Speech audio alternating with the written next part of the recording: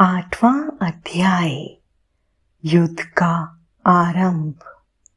ब्रह्मा जी बोले, नारद, जब देवी पार्वती और भगवान शिव ने कुमार कार्तिकेय को युद्ध का नेतृत्व करने की आज्ञा प्रदान की तो सभी देवता बहुत प्रसन्न हुए और एकत्र होकर उस पर्वत की ओर चल दिए।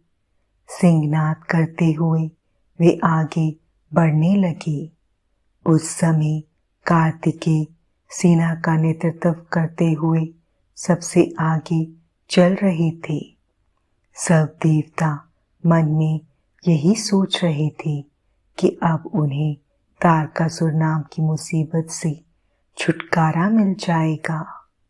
जब तारकासुर को इस बात का पता चला कि देवताओं ने युद्ध की तैयारी पूरी कर ली है, तो तारकासुर ने भी तुरंत युद्ध की घोषणा कर दी। अपनी विशाल चतुरंगिनी सेना को लेकर तारक भी सिंहनाद करता हुआ देवताओं की ओर बढ़ने लगा। राक्षसों की सेना देखकर एक पल के लिए देवता घबरा गए। उसी समय आकाशवाणी हुई, हे देवगणों, तुम लोग भगवान शिव के पुत्र कार्तिकेय के नेतृत्व में युद्ध करने जा रहे हो, इसलिए तुम जरूर जीतोगे। तारकासुर कार्तिकेय के हाथों अवश्य मारा जाएगा।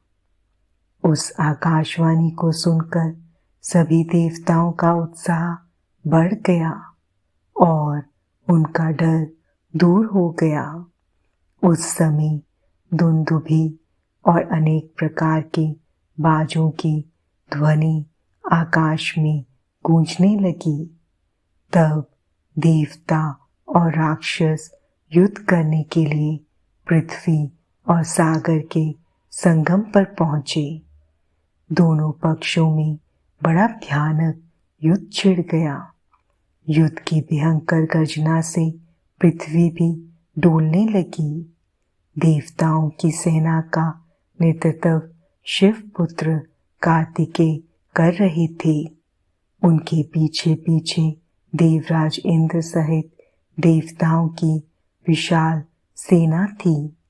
कार्तिकेय उस समय इंद्रदेव के ऐरावत हाथी पर विराजमान थे। तब उन्होंने उस हाथी को छोड़ दिया और रत्नों से जड़े सुंदर यान पर बैठ गए। उस सुंदर विमान पर प्रचेता ने सुंदर शस्त्र रखा। उस सुंदर विमान में बैठकर कार्तिकेय बहुत निराले और शोभा संपन्न लग रहे थे। उसी समय देवताओं और असुरों में भयानक युद्ध प्रारंभ हो गया। पृथ्वी कांपने लगी और पल भर में खंड-मुंडों में बदलने लगी। हजारों सैनिक जो पराक्रम से लड़ रहे थे, कट कट कर और घायल होकर धरती पर गिरने लगे। चारों तरफ खून की नदियां बहने लगी थीं। ऐसा भयानक दृश्य देखकर बहुत से भूत प्रेत और गीदड़ गीदड़ी उस मांस को खाने और खून पीने के लिए वहां आ गए। तभी महाबली तारकासुर ने विशाल सेना सहित देवताओं पर आक्रमण किया। देवराज इंद्र सहित अनेक देवताओं ने उसे रोकने का बहुत प्रयत्न किया, परंतु असफल रहे और तारकासुर भयानक गर्जना करता हुआ आगे बढ़ता गया। चारों ओर भयानक शोर मचा हुआ था। आक्रमण करते समय सैनिक बड़े जोर जोर से अपने मुंह से आवाज निकालते हुए आगे बढ़ रहे थे।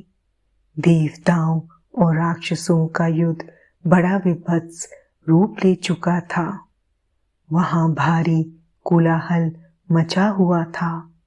तत्पश्चात देवताओं और असुराज तारक के राक्षसगण आपस में द्वंद्व युद्ध करने लगे थे। एक दूसरे को मारकर वे अपने को बहुत बलशाली समझ रहे थे। वे पूरे बल के साथ एक दूसरे पर प्रहार करते। कोई किसी के हाथ तोड़ देता तो कोई पैर। दोनों सेनाएं अपने को पराक्रमी समझ रही थीं।